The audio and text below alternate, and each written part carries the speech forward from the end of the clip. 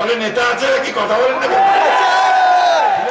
কি স্তব্ধ হয়ে গেছে ভবিষ্যতের প্রধানমন্ত্রী কে আমরা পেছনে ফিরে তাকাই না আমরা সামনের দিকে যাই শুয়ে আছেন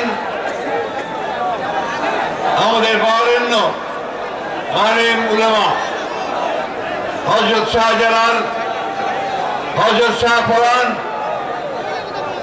এই পুণ্যভূমিতে আজকের এই জনসভার সম্মানিত সভাপতি আমাদের মাঝে আজকে উপস্থিত হয়েছেন আমরা যে কারণে দীর্ঘ 15টা বছর লড়াই করেছি সংগ্রাম করেছি আমাদের অধিকার আদায়ের জন্য যিনি সুদূর বিরাট থেকে আমাদেরকে অনুপ্রাণিত করেছেন যিনি আমাদেরকে পথ দেখিয়েছেন আন্দোলনে ঝাঁপিয়ে পড়তে অনুপ্রাণিত করেছেন সেই নেতা যিনি আজকে আমাদের মাঝে এখানে উপস্থিত আছেন আমাদের তারেক রহমান সাহেব। বন্ধুগণ আজকে আমি আল্লাহর কাছে শুকরিয়া আদায় করতে চাই আল্লাহ তার অশেষ রহমতে আজকে আমরা তাকে এখানে আপনাদের সামনে মুক্ত অবস্থায় আমাদের নেতৃত্ব দেওয়ার জন্য আমরা এখানে তাকে পেয়েছি। বন্ধুগণ একই সঙ্গে উপস্থিত আছেন তার যোগ্য সহধর্মিনী যিনি নিজে আমাদেরকে পথ দেখিয়েছেন আমাদের ডাক্তার জুবাইদা রহমান।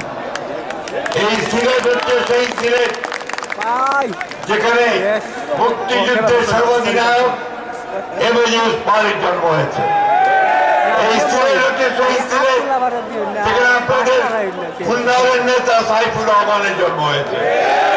এই সিলেট হচ্ছে সেই সিলেট যে অন্যায়ের বিরুদ্ধে আধিপত্যবাদের বিরুদ্ধে লড়াই করতে গিয়ে গুম হয়েছেন ইলিয়াস আলী সিলেট।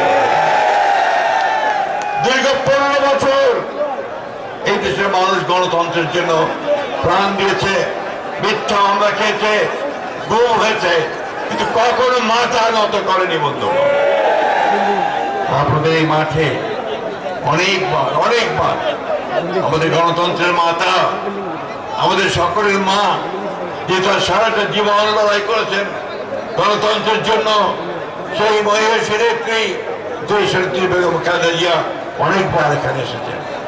আজকে বারবার সেই কথা মনে পড়ছে।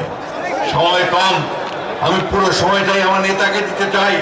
শুধু আপনাদেরকে এইটুকু বলতে চাই বন্ধুগণ সব সময় মনে রাখবেন যে বাংলাদেশ জাতীয়তাবাদী দল যে সৃষ্টি করেছিলেন আমাদের স্বাধীনতার ঘোষক শহীদ প্রেসিডেন্ট জিয়াউর রহমান, তার মূল দর্শনটাই ছিল বাংলাদেশি জাতীয়তাবাদ। তার দর্শন ছিল উন্নয়ন। ওই পতাকা তিনি তুলে ধরেছিলেন, সেই পতাকা পরে দেশের বেগম খালেদা জিয়া বহন করে নিয়ে গেছেন। বন্ধুগণ আজকে সেই পতাকা আমার নেতা তারেক রহমানের হাতে। বন্ধুগণ আজকে এই পতাকা নিয়ে তারেক রহমান শুরু করেছেন আপনার এই সিলেট থেকে তার যাত্রা। এই যাত্রা হচ্ছে আগামী দিনের বাংলাদেশকে নতুন করে সাজানোর যাত্রা। এই যাত্রা হচ্ছে তারেক রহমানের চিন্তার মধ্য দিয়ে, পরিকল্পনার মধ্য দিয়ে সত্যিকার অর্থে একটা গণতান্ত্রিক সমৃদ্ধ বাংলাদেশ গড়ার যাত্রা। বন্ধুগণ আমরা বিএনপি সবসময় যে কথাটা আমরা বলি আমরা একটা উদারপন্থী গণতান্ত্রিক দল। আমরা পেছনে ফিরে তাকাই না, আমরা সামনের দিকে যাই।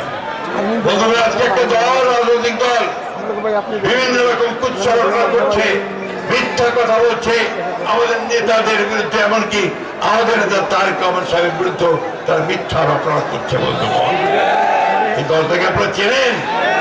কোন দল এটা? এই দলটা কি ভোট পাবে? বাংলাদেশের জায়গা আছে? বন্ধুগণ এরা বাংলাদেশের স্বাধীনতাকে বিশ্বাস করেনি, এরা পাকিস্তানের জানি। বন্ধুগণ আজকে নতুন করে এরা বলতে শুরু করেছে এরা কি আপনার এখন বাংলাদেশ তৈরি করবে নতুন করে। আমাদেরকে সাবধান থাকতে হবে এই সমস্ত দল ব্যক্তির হাত থেকে যারা মানুষকে বিভ্রান্ত করতে চায়।